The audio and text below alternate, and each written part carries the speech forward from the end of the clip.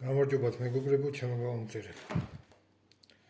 დავამთავრე კიდევ ერთი შეკვეთა ავტომატურიდან. ესეთი გამოვიდა. აქ დამკვეთის ინიციალები, აქ ლათინური ასოებით ინიციალები ჩავსვი. კლიფსაზე მორიელია გამოსახული. და აქაც მორიელი. ეს ციფრი დამკვეთის თხოვნით არ ვიცი რას ნიშნავს. ესეთი გამოვიდა. მასალა გახლავთ მაღალნახშირბადოვანი ლეგირებული ფოლადი 8X6 NFT, სისქე 3 მმ, იგივე მასალა ფიქსატორი, კუდი და გამომგდები ზამბარა. ზამბარა და კუდი ერთიანია. გადამიბის გარეშე. ჩამკეთ სისტემას რაც შეეხება არის ორმაგი ჩამკეთის სისტემა, ტრიადლოკი. მაგერ ხმაზეც ეთყობა. ერთი ზამბარა ჩაიკეტა. მეორე პირი ჩაიკეტა. ესეთია. გდება საკმაოდ აგრესიული აქ.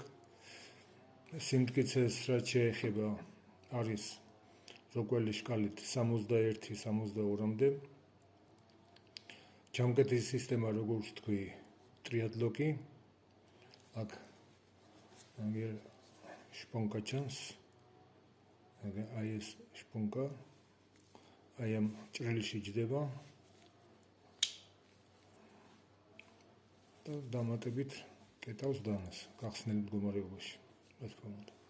აქ როგორც ყოველთვის ჩემი პროფესიული დამღა ტარის კორპუსი გახლავთ 304 მარკის ფოლადი.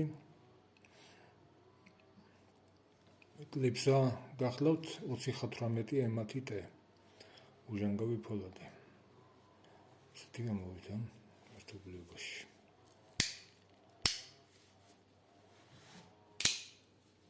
ესეთია.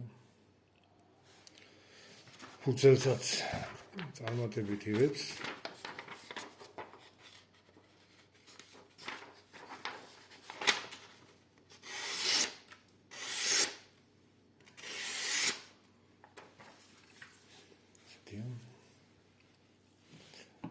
ადრე ვიდეოშიც ნახსენები მაქვს და ამ ვიდეოშიც გავიმეორებ, რომ ზოგადად გინდა ხელნაკეთი, გინდა ქარხნული ავტომატური დანა, ეგრეთ წოდებული კნოპკიანი დანა, შენახვის შემთხვევაში, სახლში შენახვის შემთხვევაში ინახება გაშლილ მდგომარეობაში.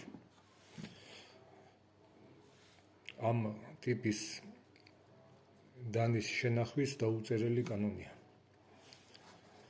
მხოლოდ გაშლილ მდგომარეობაში ინახება. ესეთია.